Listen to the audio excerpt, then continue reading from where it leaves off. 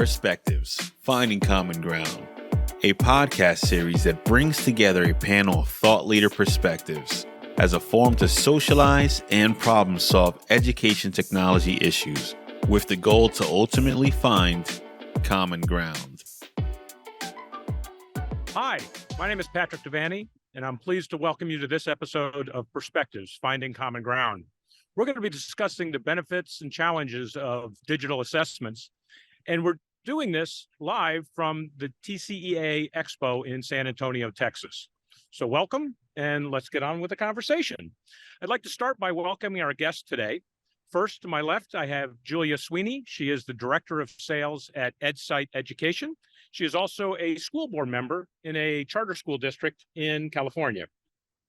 Next, Scott Bricker is the tech director at the St. John's Episcopal School in Southern California. Scott is also the founder of Awful Learning.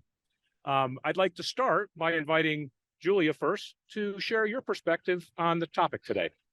Absolutely. Well, thank you so much for inviting me to be part of this.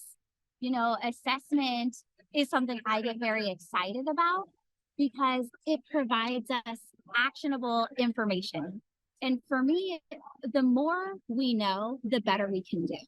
And so if I have a good understanding what my students need, I, as an educator, can better address any intervention needs. I can push my students that need a little more enrichment and let's go a little further with this skill. So it really equips me as an educator to do what my students need. And the range of assessment, this is something I'm excited to dig into because assessment is not just some huge end of year state test. So we will need to talk about the changes that are happening here in Texas for that. It includes a quick one question exit ticket before my students leave my classroom. It's a peer discussion where I'm assessing, okay, who got the point of the activity here?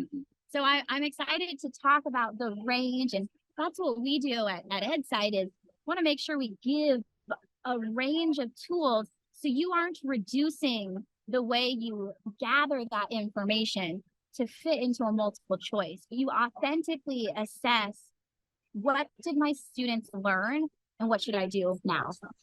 Fantastic. How do I follow that? There's the podcast right there.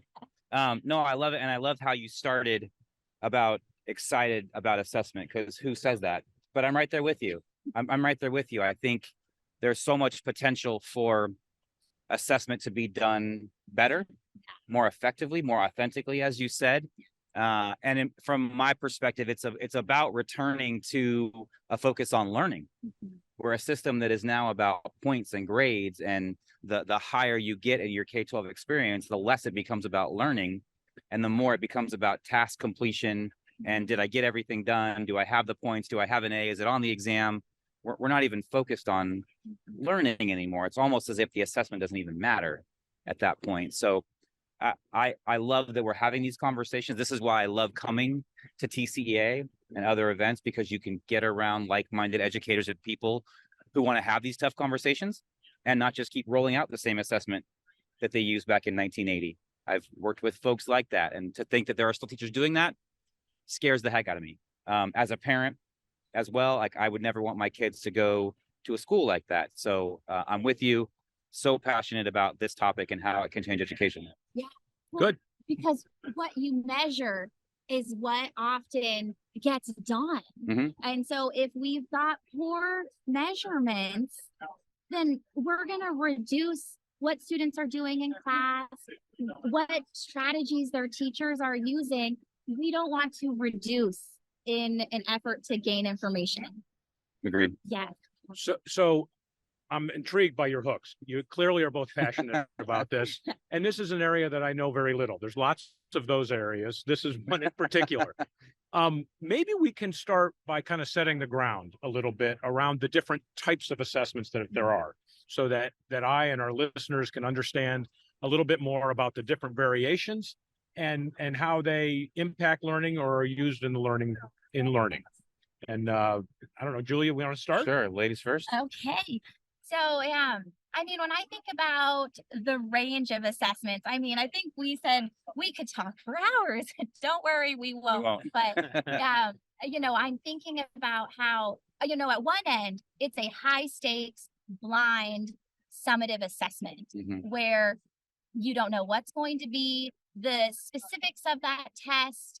Students are going to get on there, very high security.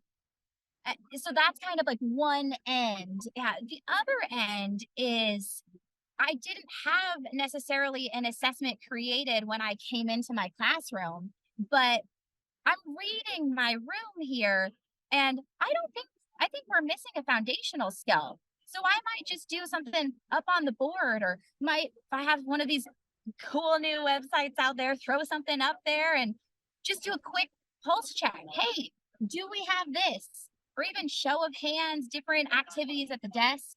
That's more of that formative at the extreme. Then there's a whole Oh my slew of gosh. options in between. Everything in the middle, right? Yes. Yeah, I totally agree with that. And I think that's the interesting thing, even not just state to state, but district to district, subject to subject, different grade levels. There's so many different approaches to it too. But Julia's exactly right. Obviously, the big conversation around formative versus summative has been a huge back and forth over the last several years.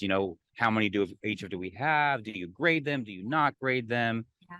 But I think in general terms, like assessment, we assess all the time. Right. I'm still a classroom teacher. I taught for a long time high school math, and I'm teaching an 8th grade math class now. I assess constantly. Yeah.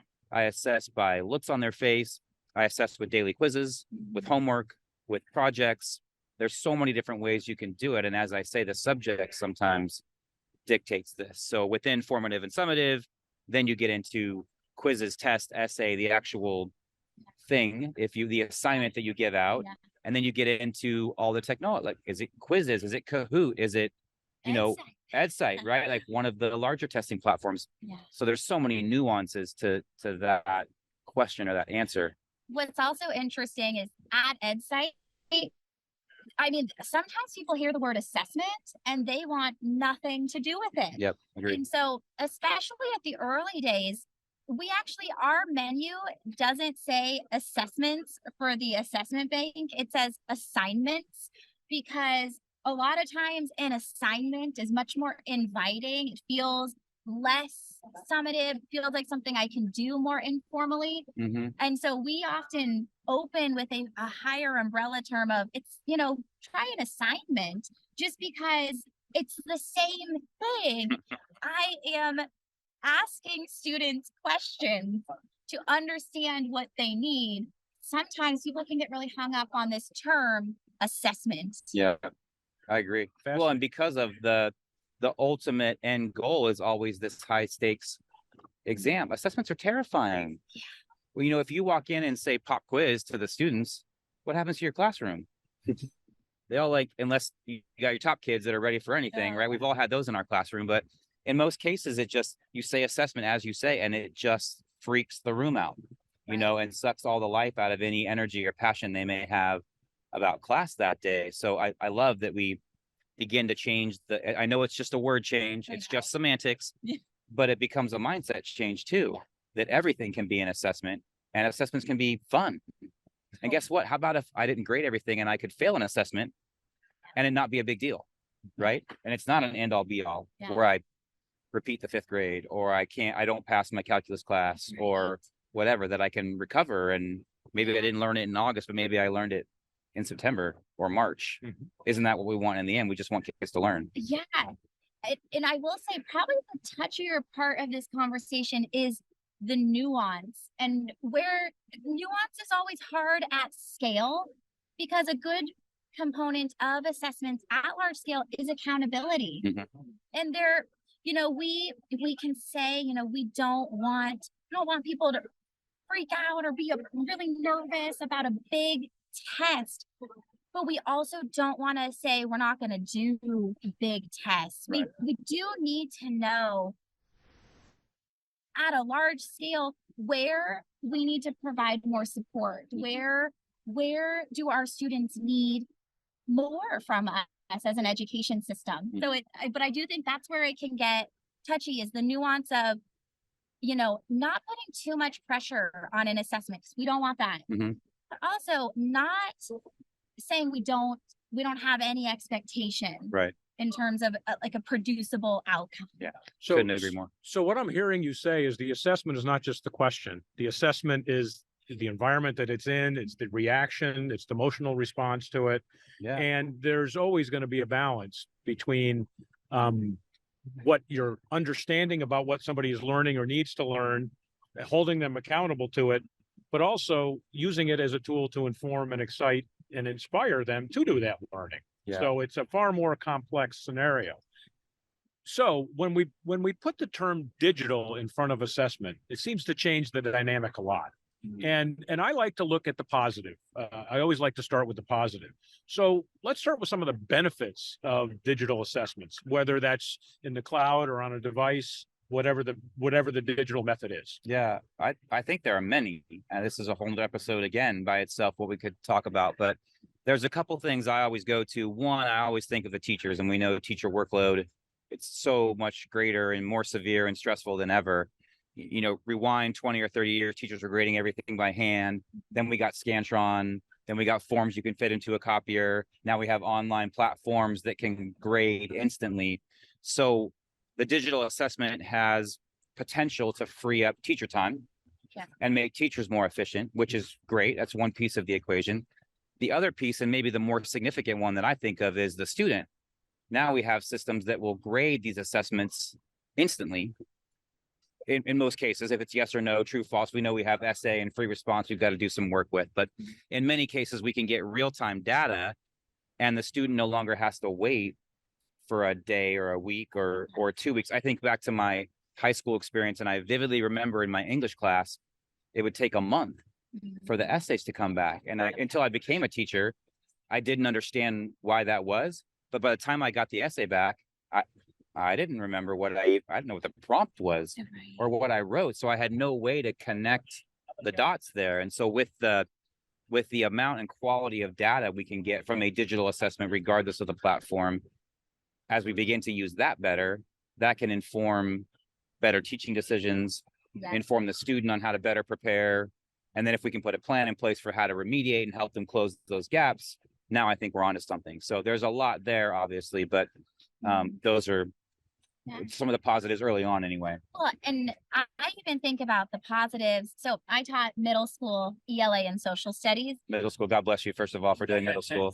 Let's be honest there. Yeah. So I just had this ongoing trip with a crate full of essays from the classroom to the trunk of my car to the house, back to the trunk, back to the classroom. And just that crate went back and forth.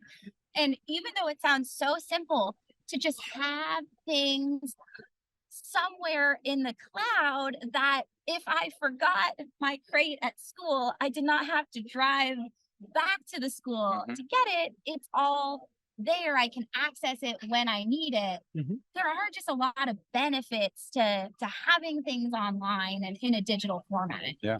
So I want to ask a little nuance on this question. So you can take an assessment or have an assessment taken by a bunch of students, and you have their results.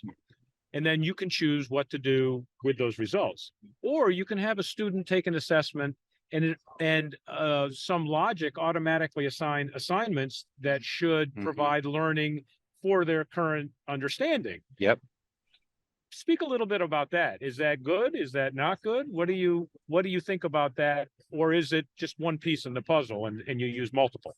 I think it's exactly that. It's one piece in the puzzle, especially because when we talk about assessment, it's not just here in Texas or here in the US, but we're talking globally and making sure that if I can log on. So I love Duolingo. Okay. I use it as an app to get on and learn Irish. So Gaelga, the Irish language, and having these lessons that are just tailored to me and I can go through them as quickly as possible. That's great. And that serves a very different purpose than if I were sitting in a classroom in Ireland getting instruction on maths.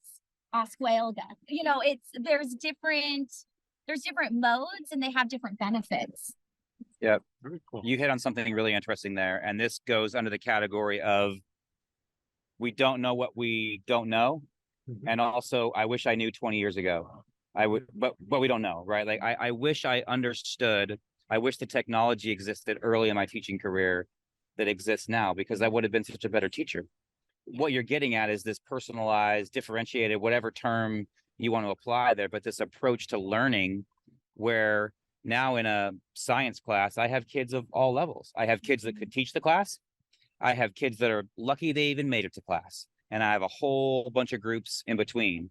But with tools like you're talking about, Patrick, now my top kids can go and they don't need me, right? They may have to check in with me periodically. Great, I'm there for you, right? The ones in the middle, I can kind of focus on a little bit more, make sure they're going. And the ones that are, struggling, quite frankly, I can spend more time with them. I can give them remediation assignments. I can give them follow-up assignments. There's so many tools that if you get so many wrong, they take you back to the lesson before and they back check you, right? Okay, let's build that foundation again and let's move forward. Just in the same way you would do if you were building a house. If the walls fall down, what do? Go back, make sure the foundation is strong, rebuild the wall. Yeah. So exactly what you say there, it gives me a tremendous amount of hope. But we've got to, or I should say and we've got to get teachers to change their mindset too, and not have assessments be summative, done, move on. Yeah. It can't just be we stop and then we put it in the past. It has to be ongoing. It has to be progressive. It has to be part of the culture of the classroom, the school, and the district. And I think it's also so important for the call to action to be on the vendors and the companies and the people funding the companies, that there always needs to be a lens towards equity. Yeah. And, Amen. I mentioned the Irish language there. Well, there is a huge problem in digital everything for lesser used languages globally. Mhm. And this idea that as we're modernizing the classroom and putting all these technology tools in here, well, a lot of areas of the world are faced with this decision. Am I going to offer this modern tool that is not offered in our local language? Or am I going to stick with the bubble sheets that we said were 20 years ago or something? That still exists. We know they're everywhere. It's on the companies. You have an ethical responsibility when you work in education to care about all kids. Yeah. So just, call out to all the companies watching, do your due diligence. Absolutely. Well, and we touched on this off air before we came on today. We talked about and I've been pleased to see this. There's a much more friendly, cooperative relationship among vendors now. We talked about it with ClassLink, right? And the ability to bring things together. I have a ton of experience working with Microsoft tools like Teams and OneNote and what they're doing with their accessibility tools, and then partnerships, right? Instead of competing against each other, let's bring the power of all these tools together. Let's create APIs. Let's create links and coding so that the apps, so now we have a really strong platform. It's not just that I just use EdSite or I'm just a Kahoot teacher. Right. Let's use them. Let's use a mix of them all. Let's find a comfortable blend without having Appapalooza. We don't want like a million apps all over the place. Yeah. But I think that's a piece of this conversation too. You say to call it to vendors, and I say I agree. They have to come together to continue to work on this progress alongside us educators. Well, ClassLink, the organization that I work for, is absolutely committed to inclusion and equity and supporting those needs. It sounds like there really is kind of a three-way requirement here in terms of that collaboration from the vendors to each other and also to the teachers to make sure that the feedback is there. Because what I hear you saying is the assessment is only the assessment. It's a tool for instruction, and you have to use it in interacting with the student to inform what you do. And you said just in the beginning, it's a loop, or it's a cyclical process. I always say the best way to use an assessment is you already know what you want to get out of the assessment, things that I often have to go back and reteach. Okay, is the assessment that I'm planning to use today going to tease out those skill gaps? Because just giving blanket equation practice or different things isn't going to give me rich enough data to dig into those misconceptions, the nuance of the understanding. Right. Well, and it just, if you don't do that, it just creates what we talked about, was just perpetuating that focus on grades. Yeah. Right. And then we're right back where we started. We can have the best digital platform in the world with the most creative questions, but if we just give the assignment, put the grade in the grade book, and don't do anything with that, then we've wasted a ton of money and time and effort and energy. So time is our most valuable asset, and effective assessments make more efficient instructional time. Yes. They do. That's good. And create more time for the things that you alluded to, which is spend time with your students, Mhm. have them reflect on their learning and have it not cost them. Yes. Have them look at it and go, oh, I transposed the A and the I there, or I forgot that was the main character of the book, or let them be reflective on their learning process and not have it be so punitive, oh, look at the score and go up another 60 out of 100, I failed again kind of thing, and really flip the script on the perspective of that. And parents too, we can't leave this conversation without mentioning how we have to bring the parents along, because I keep saying parents of today did not go to schools like the ones that we're talking about building, with this fresh look on assessment and digital assessment and all these kinds of things. They don't know. They think they know because they went to school, but they don't. And so we have to bring them along in this conversation too. So we've got a lot of positives about assessments. Now let's temper it a little bit with some of the challenges, because there are Here we some go. challenges, right? You want to start, Julie? Yeah, I mean, I feel like my call out around equity, like there's a lot of inequity big in the one. way that we deliver assessments. I mean, so at EdSite, we have an assessment platform, and one of the things we specialize in is providing aligned tools to state assessments. And the number of teachers that come by and are amazed that we're going to give a tool that the text to speech mirrors what students will do as text to speech on these summative high stakes state assessments. But if a student doesn't know they need to click a drop down button to access text to speech, then they might as well not even have the accommodation because they can't use it. Right. So, I mean, that's definitely making sure that we're not, looking towards accountability and assessment without an eye towards equitably rolling it out and preparing students to be successful in showing their learning.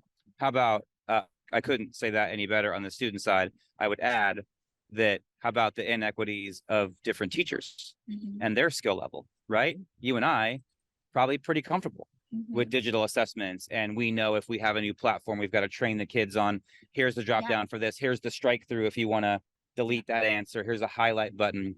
Other teachers who are not tech savvy or who are continuing to teach as they were taught from 10, 20, who knows how many years ago, there's some inequity, right? So now you don't have like financial or social or racial inequity. Now we just have straight inequity based on, it's the luck of the draw of what teacher you get. Some teachers may get that panic when they see the computers come out for an assessment, just like a student may panic when they hear the word assessment. 100%. I'm sure Julia's seen it too. We see it all the time.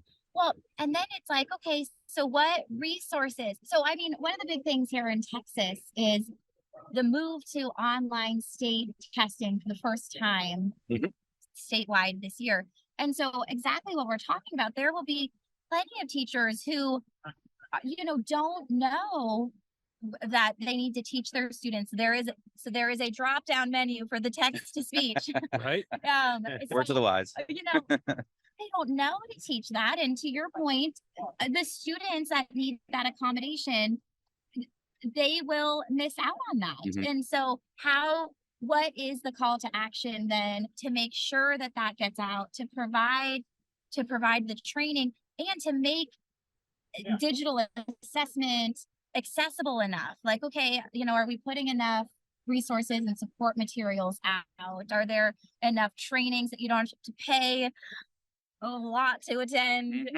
So a lot of that can help, but it's important to address. It is important to address, and I don't want to sit here and say that it's easy. I don't think it's a simple thing, and I think we're just scratching the surface on some of the challenges. I know that there are a bunch of others, but it's a tough one with the high stakes exams.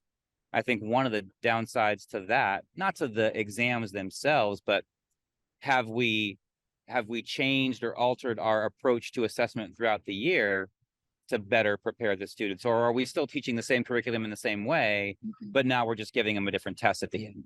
You know? There is a massive difference when I look at a technology enhanced item. If it was a multiple choice question repurposed to be a drag and drop, than if it was designed to be a drag and drop. Or, we can't just take the existing models and, what is it?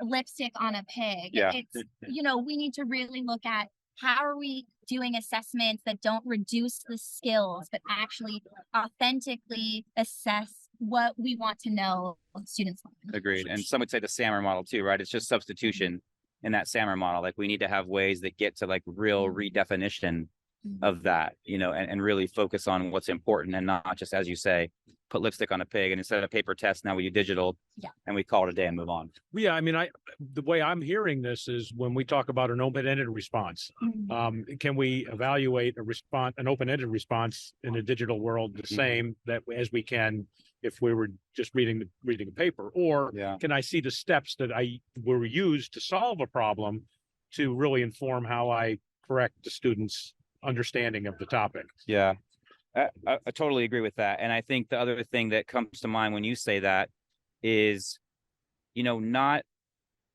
how do I say this? Not every student can be measured by a 75 question multiple choice test. Right. So are these high stakes exams, are they leveled for the artsy creative kid that would rather create a video? Are they leveled for somebody who's more prone to giving a speech? Are they leveled for the drawer or painter? All these different ways to express. I can show you 20 ways to show me that you understand linear equations in math. Half our viewers just tuned out because they heard math equations, but I can show you multiple ways to do that. So I get concerned if we're just going to do it one way, have we created an inequity in not providing access to a lot of students that may not be able to just read a problem, find the answer. Go ahead. I'm sorry. And this gets into not letting my teaching as an educator be defined by the state test. 100%. The state test serves a purpose. It is important to know where our students are at across the state, across all of our schools, and how we're going to respond. But, we don't test every subject, and not every test is truly reflective of a student's skill set or understanding of a topic. While it's important to prepare students to show what they know, it's also important not to use that as your ceiling and I'll be all, in the classroom. Yeah. To your point, it's like I've got project-based assessments that are probably never going to be used statewide. We did roller coaster projects when I was in 8th grade. Now, I don't see any states planning to roll out the popsicle sticks and marbles at a statewide scale, but stop doing that. But yet 10, 20, whatever years later, you still remember that. 100%. Like you don't remember the multiple choice test you took. Like you remember those big projects. I think of my high school physics class where we built a boat. We had to actually float a boat with 2 people in it. And I'll never forget that. Those types of things, those real experiences really stick with you.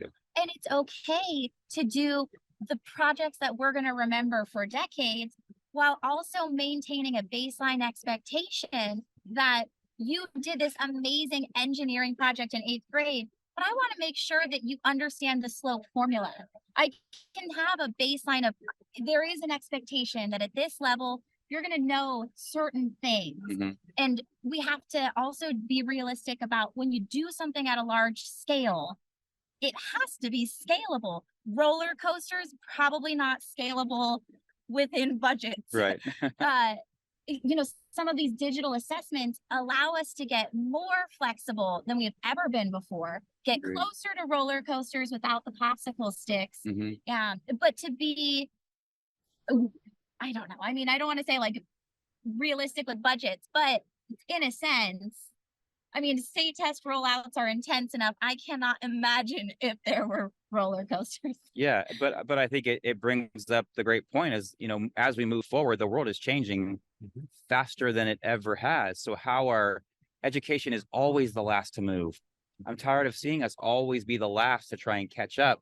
And the gap between what we're teaching and assessing and the world that our kids are entering into is just growing. Right. And so how are we going to respond to things like ChatGPT, Right. which is a whole, I just created another episode for you guys. No, we're doing that next week. Perfect. Like artificial intelligence and those kind of things. Like, how are we going to respond Right. to tools and information and changes in the world if we're just still assessing Googleable facts or Right. Bingable facts?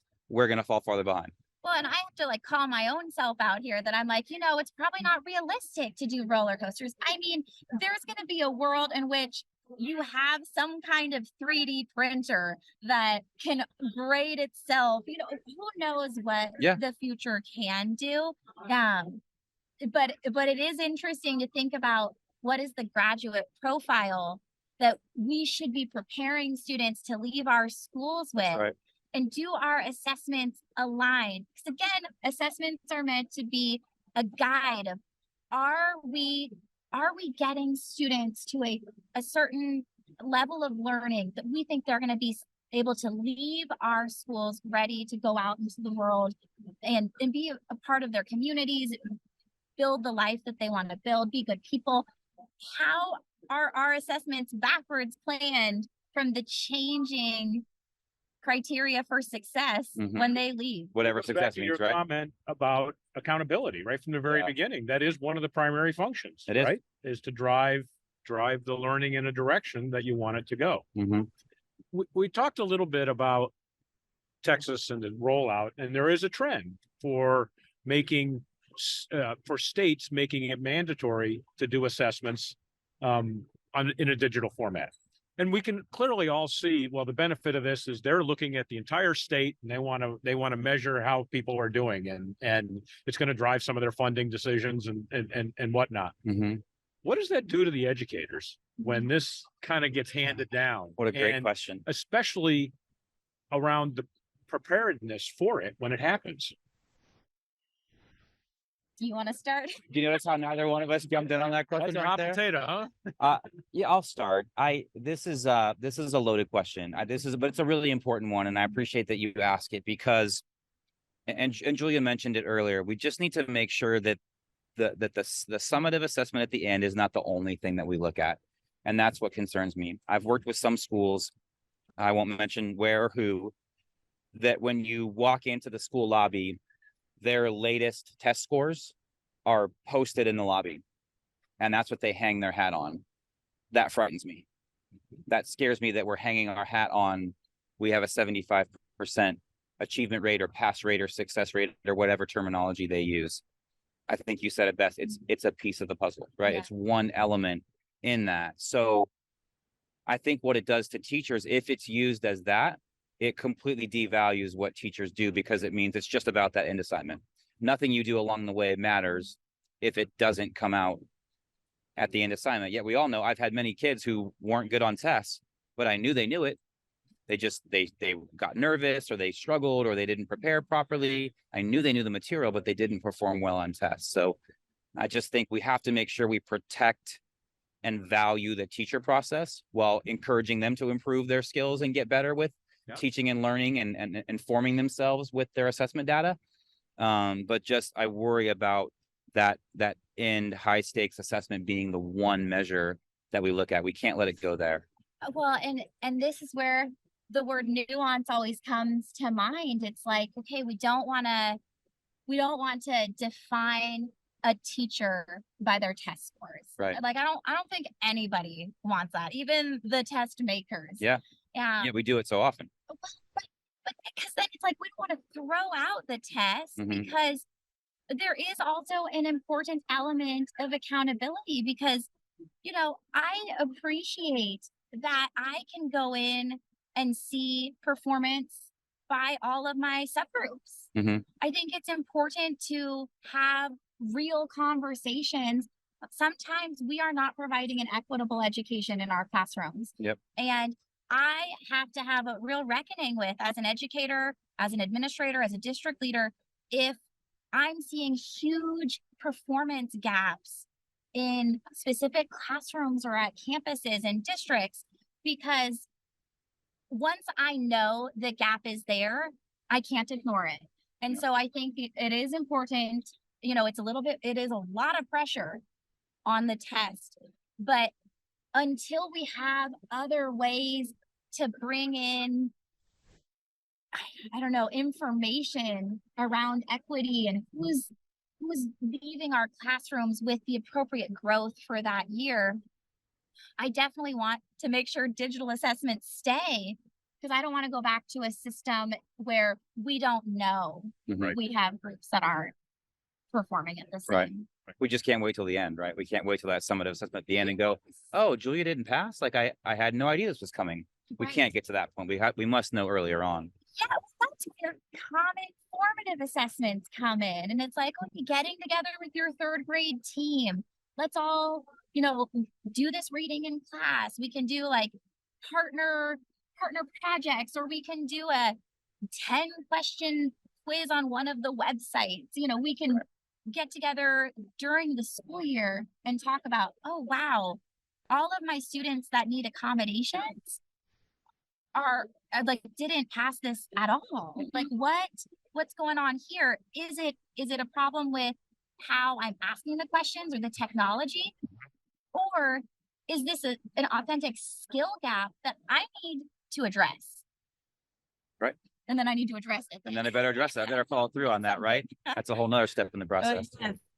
I unfortunately, I think we're running close to the end of our time. So I want to try to wrap up a little bit by trying to summarize some of what I've heard. And as always, we try to find the things that we can work on that are Right. positive. There is a common agreement around.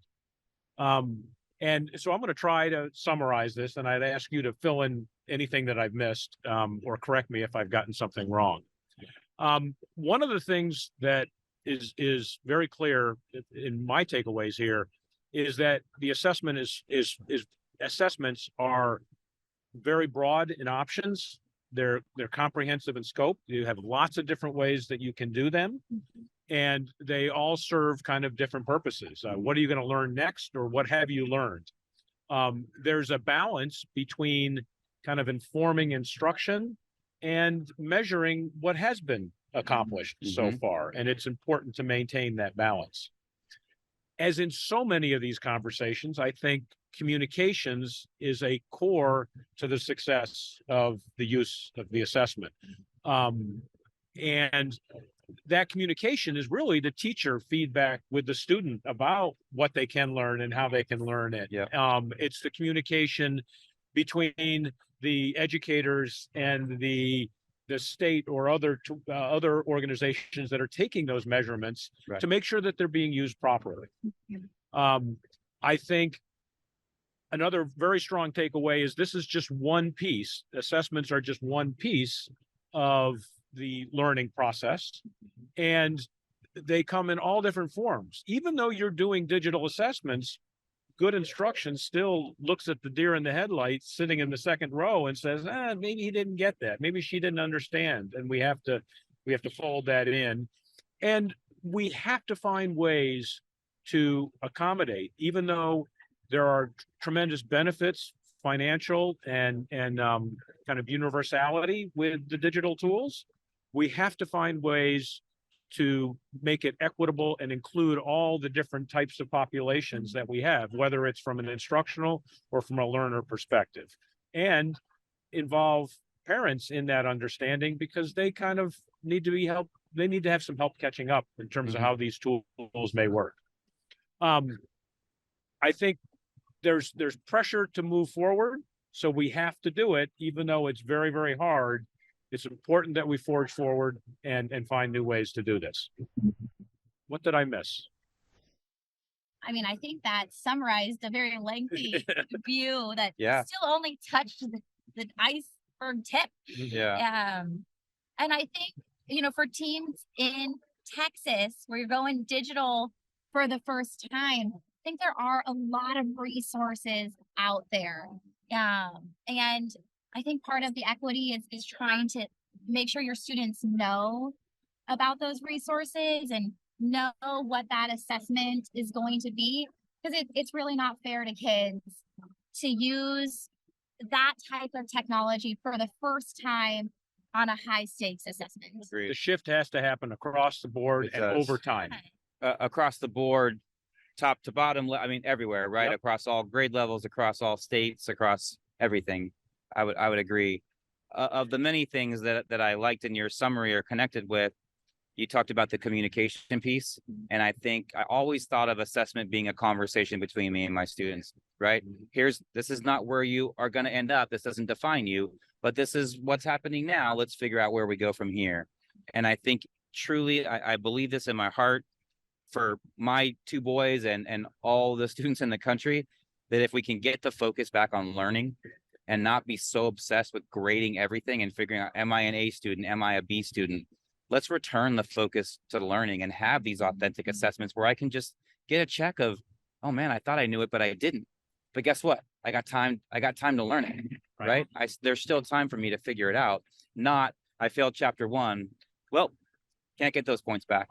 Right. You know, we have to flip the script and begin to talk about a more authentic, fair, and forgiving assessment process that returns the focus to learning and takes it away from point mongering and point hoarding and task completion. I think if we could accomplish that, I truly believe the love for learning would come back. Students would become more curious. They'd be willing to take risks because not everything depended, or the grade wasn't so much pressure on everything that they did. And I hope we can start small and that more voices and conversations like this can happen to increase that. Well, and you said, you know, we go forward. So we keep moving forward and we keep doing better as we learn more. And sometimes pendulum swings where we're putting too much emphasis on that state test and we realize, ooh, that is having some adverse impacts in our classrooms and what our kids are doing on a daily basis. So the state has to adjust. So everyone should constantly be assessing their own part in this puzzle and making the appropriate adjustments to better serve kids. Very well said. I was just going to say, in order to have continuous improvement, we have to assess our own performance. Yeah. Ironic how it ends up there, isn't it? It sure is. Completely true. I want to thank you both. This was fabulous. I hope I can have you back again for some future conversation. We'll dive a little deeper into it. And for all of you there, I'd like to say that ClassLink is proud to be the sponsor to facilitate these conversations. We want to thank you very much for joining us today. You can find Perspectives Finding Common Ground at your favorite podcast platform. You also can find it at www.classlink.com/podcasts/perspectives. And finally, if you have an idea or a thought for a future episode, please share your suggestions with perspectives@classlink.com. Thank you very much. And until next time, have a great day. Thanks, everybody. Thanks. Thank you for listening. ClassLink is proud to be the meeting place to facilitate these conversations. If you have a topic idea, send it to perspectives@classlink.com. To keep hearing our perspectives, be sure to follow us on Apple and Spotify and subscribe to us on YouTube.